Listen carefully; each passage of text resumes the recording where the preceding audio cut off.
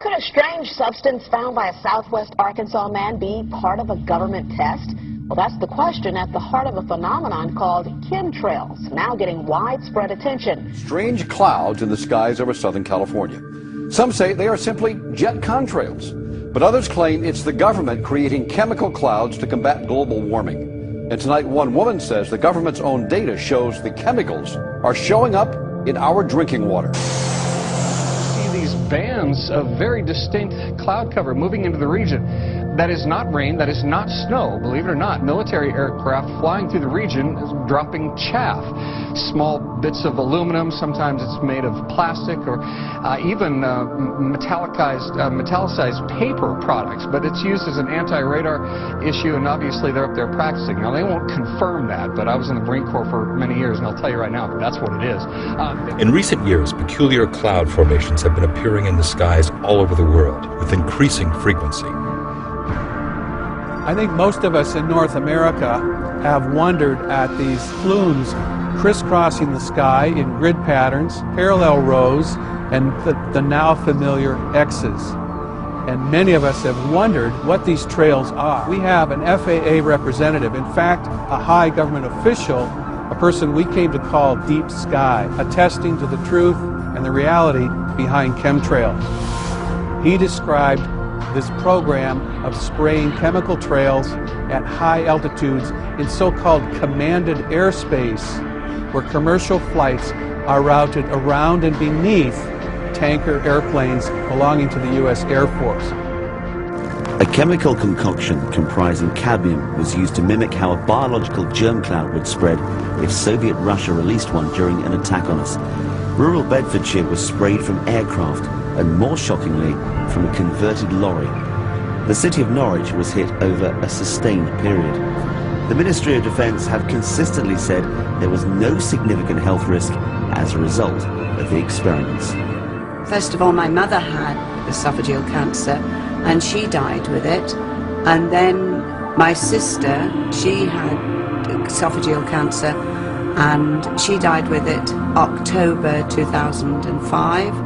And then my brother, he died with it, and this was earlier this year, and now I've got it. Longtime Valley resident Melanie St. James says she moved to the desert from LA for the clean air, but in the fall of 2009, she noticed the desert sky looked different. The white, heavy white, long streaks started appearing in the air. I had a dry, burning respiratory system, lungs, bronchioles. Actually, a lot of people are really concerned about the environment at the moment, and what I would say to them is that if you're concerned about the environment and you're concerned about your own health, you need to be concerned about chemtrails.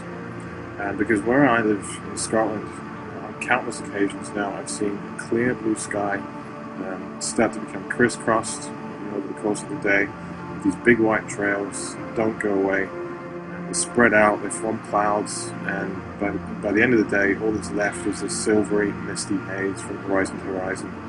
The sky, it's not blue, it doesn't look natural, it certainly doesn't look the way it used to. Now, we know that this is happening. We know it's happening in all NATO countries, all Anglo-American countries, if not on a global level. We know it's happening on a weekly and sometimes daily basis, and that it's been going on for at least 15 years on a regular basis, probably longer than that. Now, I'm only 27 years old, but I know that the sky didn't used to be the way it is now, and millions of other people the world over from all walks of life and professions are also starting to realize that something's going on in the sky above their heads. The big problem is that we're getting flat-out denial from all governmental, military and corporate authorities, so no one, bar a few covert whistleblowers here and there, will even admit that chemtrails exist at all. So it's completely sidelined as a non-issue. It's called conspiracy theory, when the evidence is staring us in the face. Now, for people who are new to this, these trails are significantly different from normal contrails from passenger jets. So they don't disperse within a few seconds like normal water vapor. These are chemical and metallic compounds that are being sprayed out the back of large tanker jets. Now, whether they're military planes, passenger jets, corporate jets, we don't know, but the evidence we do have suggests that it could be all three, depending on the purpose of the spraying. We do know that there are dedicated tankers, though, that have been refitted especially to carry out these operations, and which are most probably operated by the Air Force, or perhaps joint ventures between the military and corporate bodies. So these trails are quite different. They'll often persist in the atmosphere for hours afterwards, depending on the intensity of the spraying and other atmospheric conditions or what have you. They'll coalesce to sort of form this nondescript, hazy sort of cloud cover. We've even seen the sprayers get turned off and on during flight, which that proves pretty conclusively that there's not jet engine involved. We know that the military has been doing this for a long time. We know that weather warfare and weather modification were used in Vietnam and also in the Gulf War. We also know that aerial spraying for biological weapons tests was conducted in the UK over a period of 30 years or more. And we know that both the military and corporate bodies have released papers and patents for the use of high-altitude aerosol spraying. So they've admitted this. This is on record. This is on file. We've got the documentation here that these have been on mainstream television. But of course, it's always presented as being in the future, or some hypothetical future, or some distant past that you don't need to worry about. There's always a line given. Now, one of the commonly held theories about the purpose of this program is that it's a geoengineering operation to slow down the process of global warming. There are a number of government scientists from around the world who openly stated that spraying metallic aerosols such as barium, aluminium, and strontium into the atmosphere would be one possible way to reflect the sun's heat and cool the planet. Whether you buy into the global warming narrative or not, we are being systematically denied any information on this. Let alone any admission that these programs are going on at all. Now, I've got my own thoughts on this particular theory. I think this is basically a convenient PR job, because in all my experience, whenever they do the spraying, it actually gets a lot hotter. The air gets really dry, hot, and stale whenever there's this cloud cover. But this is a common consensus. This is only one of the many applications of what they could be doing anyway. Military applications such as radar enhancements, weather control in combat situations, missile defense, that sort of thing, they're all feasible, especially when these metallic clouds are used in concert with applications like HAARP, which is the High Frequency Active Auroral Research Program, and its other counterparts around the world. The other obvious thing would be the testing of various substances upon an unsuspecting public to monitor the results, or perhaps even planned distribution of various compounds into the biosphere to affect biological systems and organisms. The bulk of the samples thus far, though, do point to aluminium, barium, strontium. These are the most common. They've been turning up in drinking water, snow, soil, lakes, everywhere, and they've been turning up at levels that are many thousands of times of the safe limits. So there's no way can this be explained by anything else. And especially when you consider the corporate giant Monsanto have been genetically creating aluminium-resistant seeds. Now, these seeds have been hugely invested in by big population reduction foundations such as the Gates Foundation.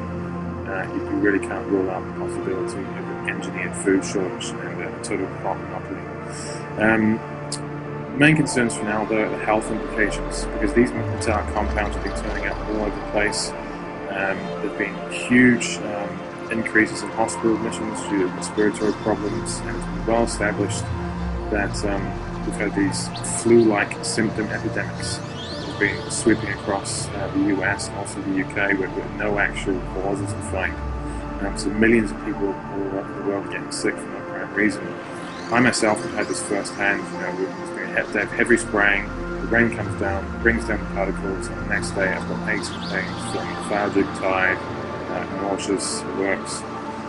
Fortunately, we are seeing a massive global acknowledgement of this phenomenon in many countries, and increasing numbers of people from all walks of life are beginning to investigate and ask questions. The most disturbing thing about this is that no matter who you talk to, no matter who you ask, it doesn't matter where they are and what they do, because they'll just flat out deny it, or just they'll walk away as if they don't know anything about it. So this really does suggest that this is being coordinated and orchestrated on a much higher level, international level.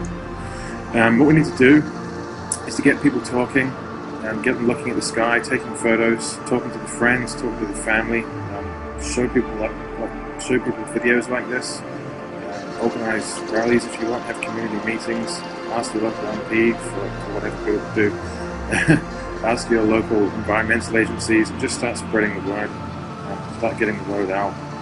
The more fuss we make, the more chance we've got of getting some real action and some real coverage on this issue. Two excellent documentaries which I'd really recommend would be What in the World Are They Spraying, which is available in full on YouTube, which is an excellent documentary, and Aerosol Crimes, aka Chemtrails, which is a little bit older, not quite the same budget, but still a very good film, which does deal with the facts. Obviously, there's a number of potentials for what these operations could be. I think most of the stuff we get given is probably PR spin, but the bottom line is that they are going on. They're going on all over the place. We are being poisoned by them, people are getting sick, and we're completely being denied any information about it whatsoever. Chances are is that in 20 years' time they'll come out, they'll probably admit, oh, you know, we did it for your own good, or there was some reason we couldn't tell you, but of course this is always after the fact, you know, after people have gotten cancer and after people have died from respiratory illnesses and other things. So we really need to start getting some momentum behind this right now, start spreading the word, and hopefully if we can get enough people behind this and start causing enough fuss, enough sort of hoo-ha in the media and whatnot, then eventually there'll be, you know, some real action taken on this.